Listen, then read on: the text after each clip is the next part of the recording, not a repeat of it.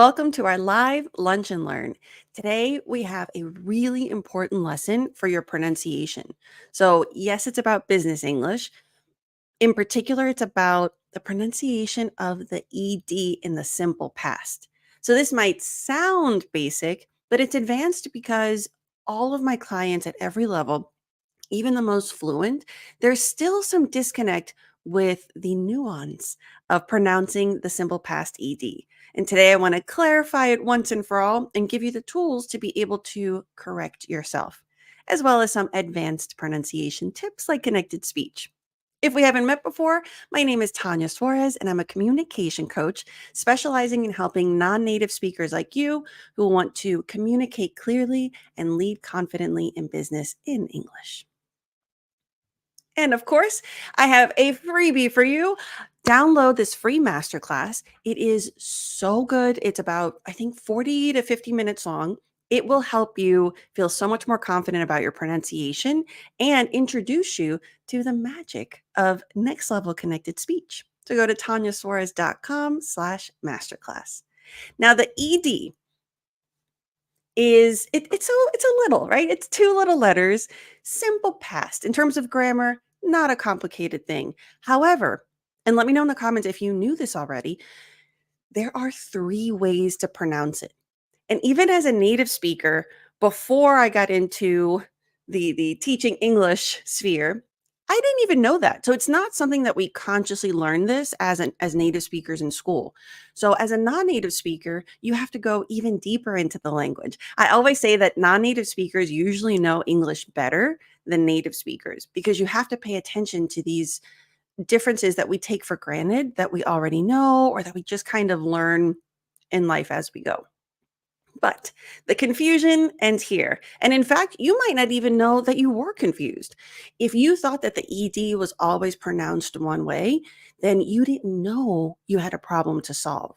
And that's why I'm here to let you know that these are those moments if you get frustrated thinking, I know I have an accent. I can hear that it's different than native speakers, but I don't understand why or how. And speaking like a native speaker is not the goal, or at least it doesn't have to be. If it's your goal, I respect that. But I like it because at the level or the people that I tend to work with do tend to be perfectionists. I tend to be a perfectionist. So there's something really cool about knowing. At least you know why the sound is different. At least you know why maybe somebody might make a face when you say a certain word. There are just certain things that you're doing that sometimes cause confusion. Sometimes it just sounds really cute. Sometimes it sounds like a different word. So this is where this kind of high level pronunciation work can give you more confidence and allow you to speak with more clarity. So let's jump into the ED. So the first one is the classic ed. Now, notice here that the classic pronunciation of the ED is more of a schwa sound. So you're not saying it's uh. And you'll notice that when we go through the words. Now, here for the phonetic symbols, a lot of people find those intimidating. I used to find them intimidating. Honestly, I just thought it was really boring. But then the more I got into pronunciation training years ago, I started really becoming obsessed with them. It's not about memorizing or knowing what every symbol is. I like to use it as a tool to understand if there's a difference.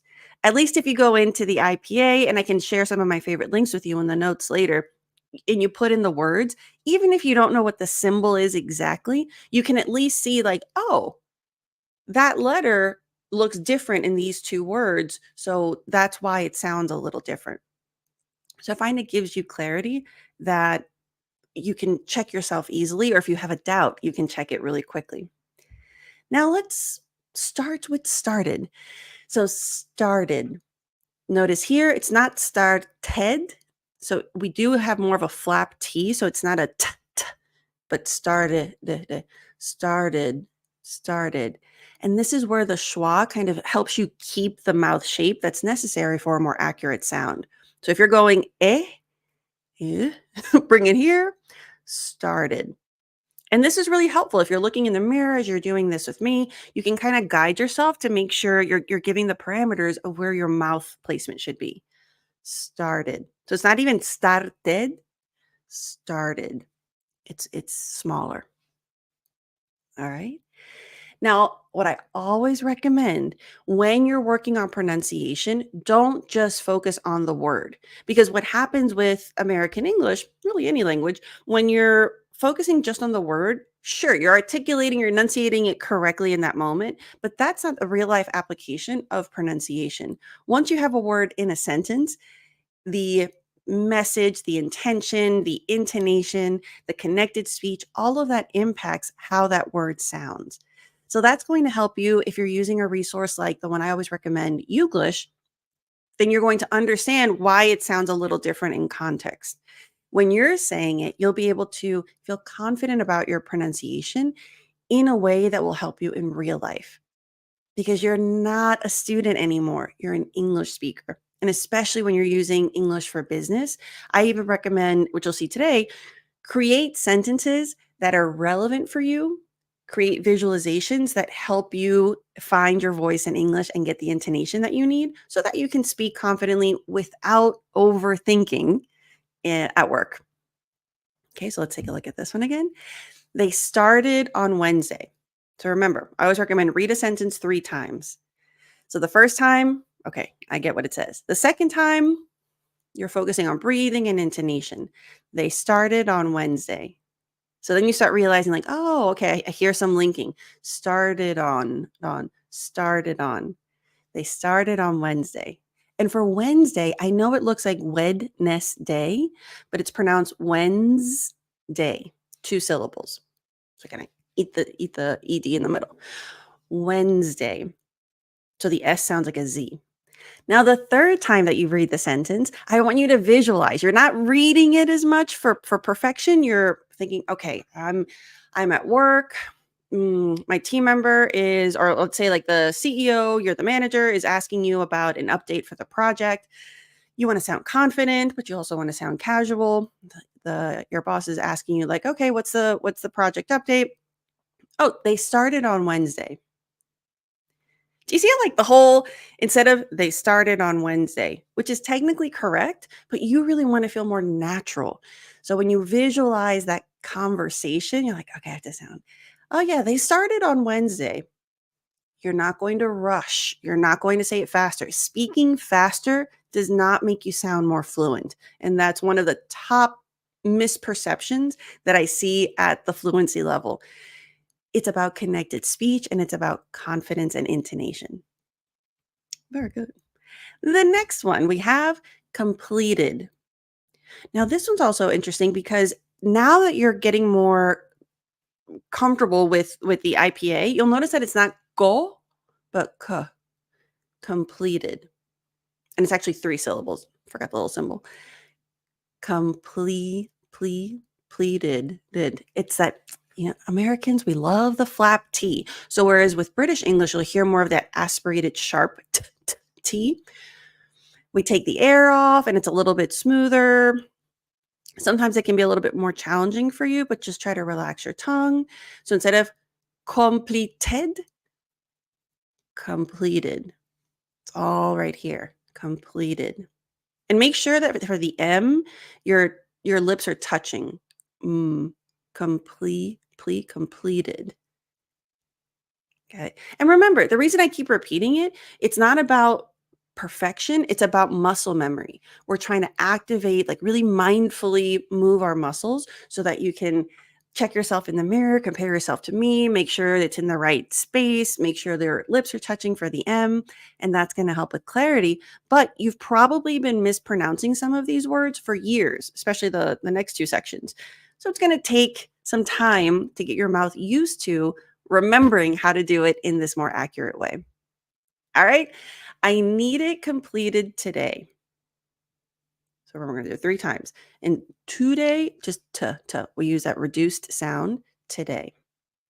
All right. Second time, you know what it says. You're going to focus more on connected speech and rhythm. I need it completed today. So even for me, do you notice that when I'm reading it, I'm like having that reading cadence? So that's why we have to visualize for the third. So the third time, you are the director of your department.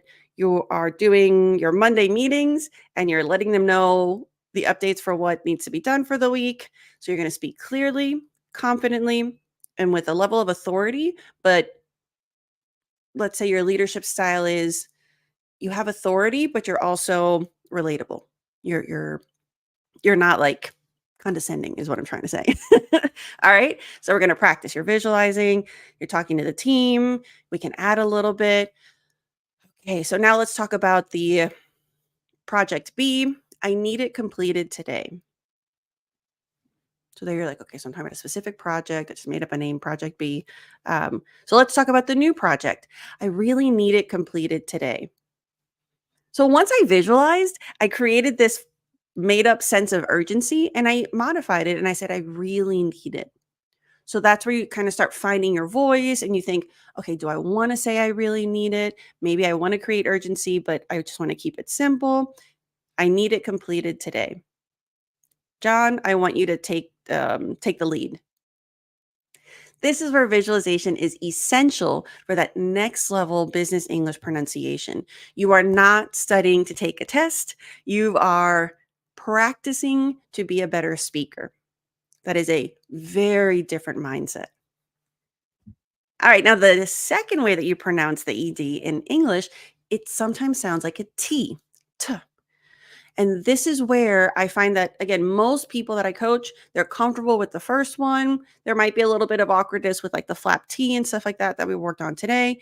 But a lot of people don't realize that there are two ways. Sometimes you might be pronouncing it correctly just because you're imitating native speakers, so it happens. But I want to create awareness and I want to teach you how to check it.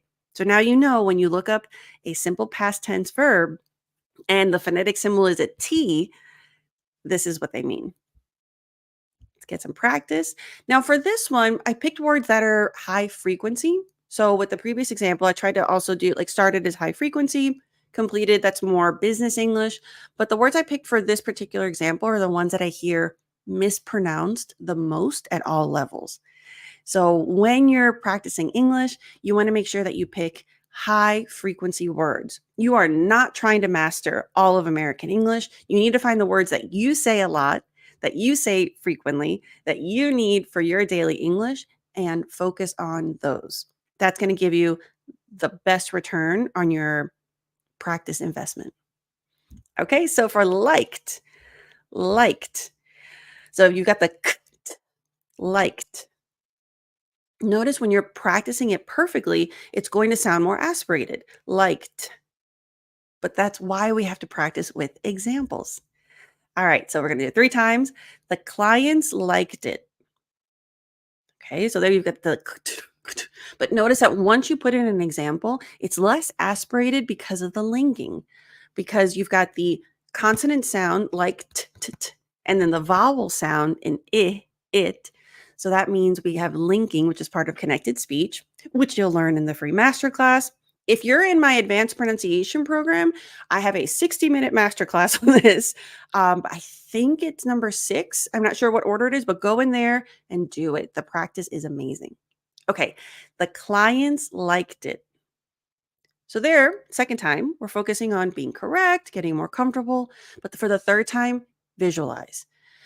Okay, so what are we talking about here? Let's say you are a director again, and you are meeting with other department heads, and you're talking about the projects. Everyone's giving an update on their client work. It's your turn. Like, okay, so Tanya, what's going on with yours? Well, we have a really exciting update. The clients liked it, so we're moving forward.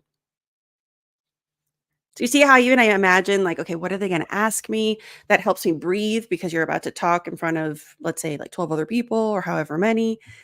You want this to be positive and you want it to be confident.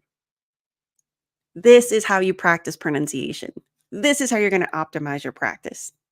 It's so good because I see it with my clients all the time. They're really good at the structured academic practice, but once you take it to this next level of real life practice, that's when they find their voice. That's when I can help them reach that magical level of fluency and authenticity and find that genuine connection that they can now have because their English is more natural. I want that for you. Okay, the next word, helped. Helped. So we've got the p, t, p, Those are two very aspirated sounds. Um, there are certain linguistic backgrounds where you might be pronouncing, for example, Arabic, you might be pronouncing your P's like B's. Um, really a lot of languages in that area. If you're Persian, let's see, Spanish speakers, for Spanish speakers, I want you to really focus on finishing the sound, and that's where connected speech really helps. So if you're saying helbed, that's the kind of mispronunciation that causes confusion. There's sometimes or some words where you mispronounce, but it's still understandable. This is one of those where it really is important to master those sounds a little bit more. So help, p, helped, helped. Exaggerated. Remember, we're trying to enhance the muscle memory. It's not going to sound like that when you're using it in real life, and we're going to do more practice for examples, but you want to start activating that mindful muscle memory. So exaggerate it, helped. Good. All right, now for the example, she helped us yesterday. Okay, so the first time you're getting familiar with it, you're activating that exaggerated muscle memory practice. Second time, she helped us yesterday. So there you realize like, oh, okay, so helped. But because of the linking, it's not aspirated because it has to link to because we have the consonant sound t followed by a vowel sound So that means that we can link. Those are the linking rules. She helped us, she helped us yesterday. And here, if you're saying yesterday, soften it up, open up your teeth a little bit. So it's not je, but yeah, yesterday. Good. And now for the third time, visualization. And if you're watching this on YouTube, make sure you're pausing it and you're practicing every single time with me. So she helped us yesterday. Okay, the third time, let's say you're talking to a colleague and they want to know, they had referred you to a friend of theirs to help you with a question that you had about a project for your team. It's like, oh, like was Molly able to help you? Yeah, she helped us yesterday. Thank you for the referral. So you see, like at this point, I'm visualizing I'm walking with my colleague. It's very casual. It's not going to be overly formal. The body language relaxed. Yeah, she helped us yesterday. Thank you so much for the referral. So then you're even able to test yourself of, do you know what else to say in that situation? Thank you for the referral. Thank you for connecting us. So that's going to help you, again, be more natural. Visualization on step 3 is everything. All right, next one, looked. So if you're saying looked, that's another mispronunciation that is going to cause some confusion because it's so different than how we actually pronounce it. So it's not lu. So notice my lips. If you're saying lu, kind of like another word you might be mispronouncing, book, buh. Your lips are further back. Book, look, look. So not lu, l, looked, looked. So this is where if you don't know why you sound different, you're like, I know I think I'm doing the right sound. Why does it sound different than when they say it? It's the lip placement. Sometimes it's the tongue. Sometimes it's how much of your mouth is moving. For this one, your lips are probably too far out. Bring them back. No kissy face. Looked, looked. So we have the k t, looked. So you should feel it here. Looked. Exaggerate it. It's not going to sound exactly like that in real life, but you want to activate that muscle memory. All right. For the example, 3 times. The first time, he looked at it already. So then you're like, oh, okay. That was kind of awkward. Okay. I guess there's some linking there. Looked at, looked at it, at it. So this is where there are so many flap T's. And I know that that can be kind of a challenging sound. So you're going to relax, try your best. And this is why connected speech is so important because here, looked at it already, all of those link. That's when you think like, wow, when native speakers say it, like it just sounds like one big word. It's not because they're speaking faster. Some people might be, but in general, it's not because they're speaking faster. It's because of the linking. Everything sounds like one word, but you'll know the rules. You'll be able to apply it yourself. And the thing about connected speech is you should be able to do it quickly or slowly.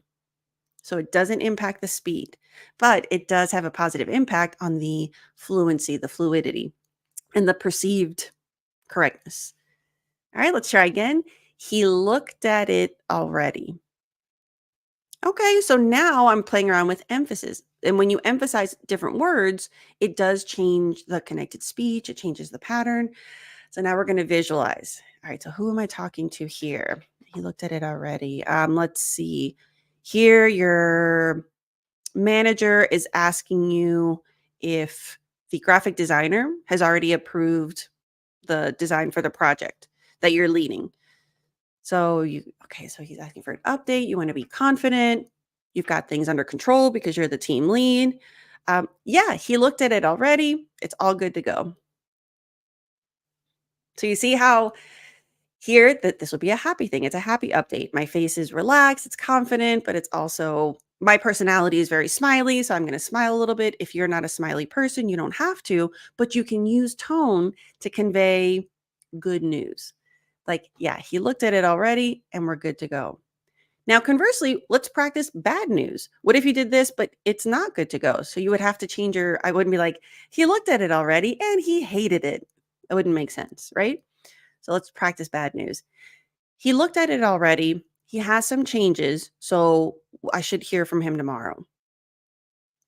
It's not bad news, but it's not the best news, but you're going to still convey it with confidence. And you want to make sure that you're not saying it apologetically. Like, he looked at it already, but we're not going to be able to get it until Wednesday. Like, no, you're the team lead. You've got it under control. He looked at it already. He wants to make some changes. So we're going to move forward on Wednesday instead. So this is where that leadership tone comes in. That's where your business English really is where you're going to optimize it. How can you be your most confident self, whether it's good news or bad news? And this is all from practicing one little sound. I never want you to just focus on one little thing anymore. This is very a holistic approach, but because it gives you better results faster. So this is the kind of practice I want for you. Now, the third and last way that you can pronounce the ED for the simple past in English is D, which is going to sound like a D. So there's no sound. For example, optimized, optimized. All right, so if you're saying optimized, that's where it's going to sound. First of all, it's just a lot harder to pronounce. So this is going to actually be easier once you practice it. So it's not o, but not to opt. So the two I's, if you look at the IPA, they're so different. One I is a schwa, the other one is an I sound. So this is where even if you don't know what the IPA symbols are, you can at least use it as a tool to know if the letters are different. Okay. Optimized. Make sure there's a vibration for the Z. Optimized. Good. All right, let's practice 3 times. We optimized it. Okay, so you're like, okay, we've got the duh at the end of optimized. We have the vowel sound I for it. So there can be some linking. All right, second time. We optimized it. Great. Now that's correct, but it's not natural. I sound like a robot. So the third time we're going to visualize. Let's see here. You're talking to, you're the president of the company. You have a meeting with a really important multi-million-dollar client, and you're telling them what you did to their process that you've been hired to consult on or to work on. Okay, so this is good news, right? You're going to tell them what you did. All right, so now we're gonna, you know what? We're gonna do it a couple of times because I want you to play around with intonation. So you're giving good news. It's kind of an intimidating scenario, but you're confident because that's what they hired you for. Yeah, we optimized it. We optimized it. We optimized it.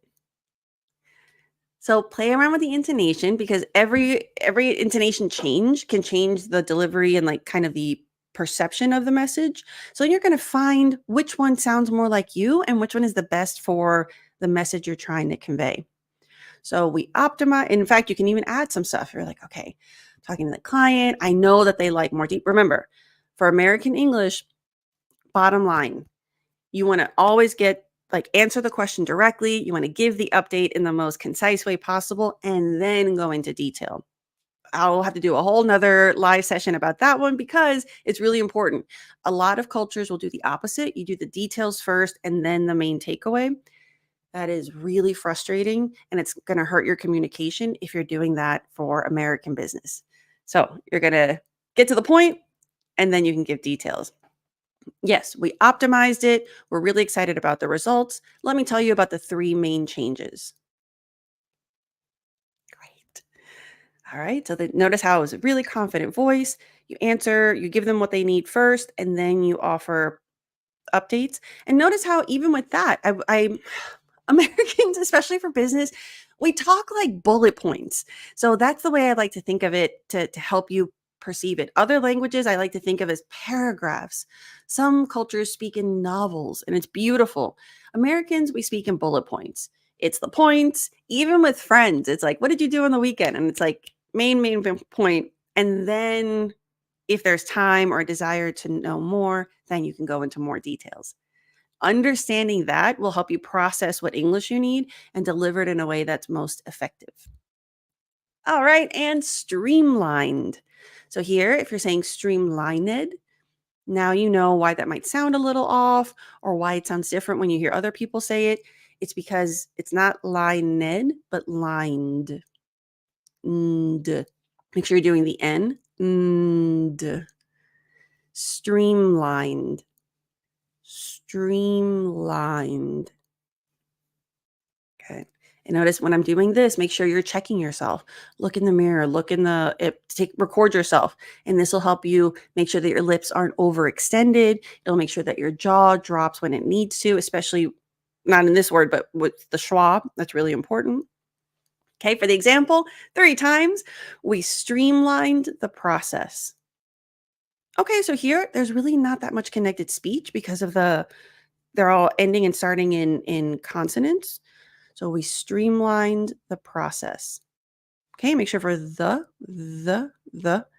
we streamlined the process. If you're saying the process, it's going to sound like a D. Your tip of your tongue comes out. The. Okay, now the third time, let's visualize. You know what? Let's go back to that visualization. We can reuse our visualizations. Let's say you are representing your company or the president of the company. You're in the meeting with the client. Last time I visualized myself in a conference room. This time, let's pretend let's visualize a Zoom meeting and it's just you with the project lead of the other company that's checking in on what you're doing for them. Okay, so posture. So like, okay, so what are the updates? Well, we streamlined the process. You should see optimization in this, and this point. Okay, so here you're delivering, you're confident, you're clear. If you speak English really fast, you're going to see confusion, even if your pronunciation is correct, but you're still kind of holding on to if I speak faster, they'll think my English is better than it is. Or maybe you're a fast speaker in your native language. I'm telling you, slow down. Clarity. Your mouth needs space for the English muscle movements required for the sounds. So we're streamlining the process, and this is what you're going to do. It doesn't matter if it's correct. It's not clear. So take your time. It also impacts their trust in you. If you're constantly speaking fast and they can't understand you or it causes them to feel anxious, you're going to create a sense of doubt. They can't trust you. They might doubt working with you if they can't understand your updates. And I never want your English to hurt your business, to hurt your promotion, to hurt your opportunities. So I'm telling you this because I care. Open your mouth. I would say slow down, but that never works because anytime people hear slow down, you get defensive or it's easy to forget. So just open your mouth more. That's going to create a speech that's more clear. We streamlined the process. So what are the updates this week?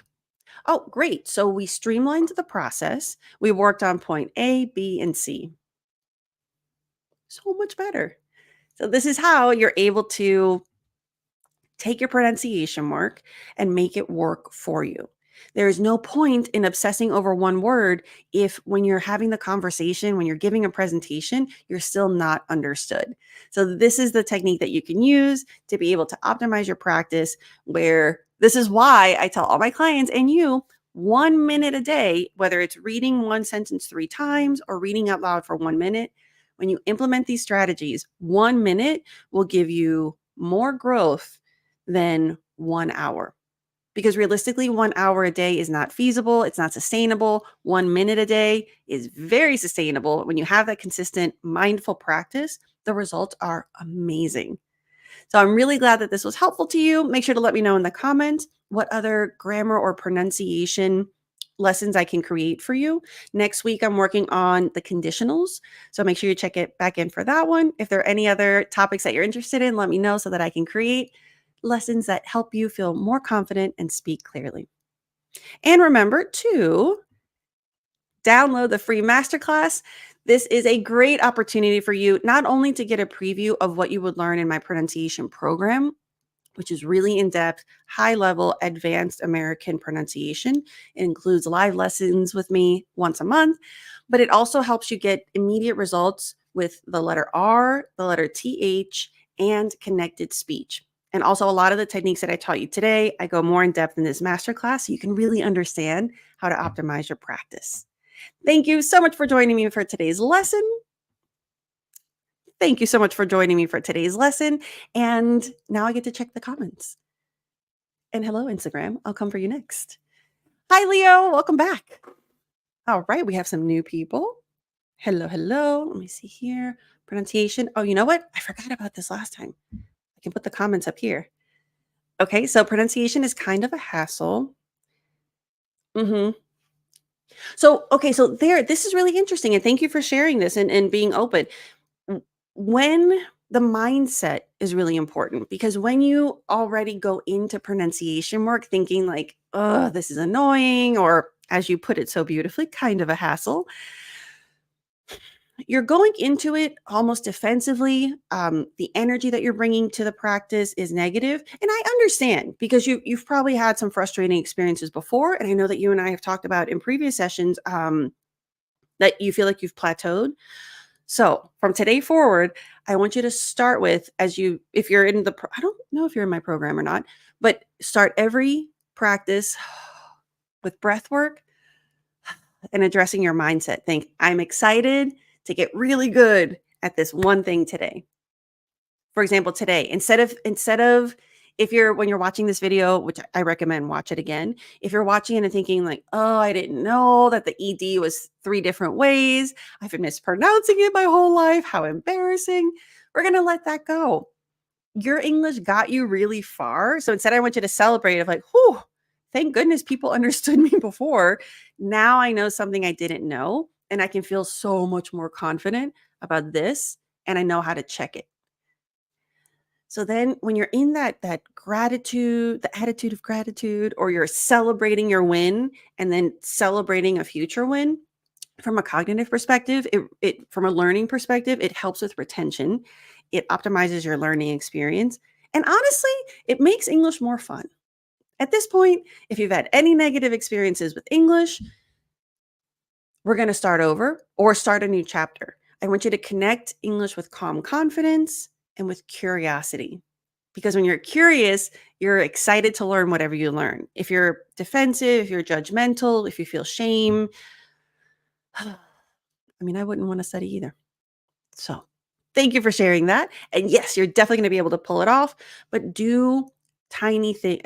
Nothing will help you more at this point than starting this next level practice by reading out loud 1 minute a day and or doing one sentence 3 times. Start with that. Most of the time when I tell my clients that at first, they get defended like, no, I'm willing to practice English an hour a day. I'm like, I get it. And that's beautiful. But I want you to do 1 minute every day for the rest of your life. So chill out. Trust the process. I've been doing this for 20 years. I know what I'm telling you. And when you have time to do more, like do an hour or 30 minutes or whatever, great. But that's not going to be your standard. So try these micro habits and do habit stacking. For example, if you drink coffee every day, as I do, Every time you're waiting for your coffee while it's dripping, read a sentence out loud 3 times because you'll never forget to make your coffee, so that means you'll never forget to do your English practice, and there's no pressure. So when you habit stack, it's a really interesting way to hold yourself accountable. All right. Hello. All right, we have Viviana. You're welcome. And okay, I'm gonna try to pronounce the name. Abdelazim. Hello. Hola. Okay, Spanish. I'm liking it. All right, thank you so much. I'm gonna put all this video together and all the resources I talked about, and I'll add Youglish. I'll add my favorite IPA resources and some notes for the words that we did today, so you can practice on your own. I'll make sure to update that. Thank you so much for joining me, and have a beautiful day.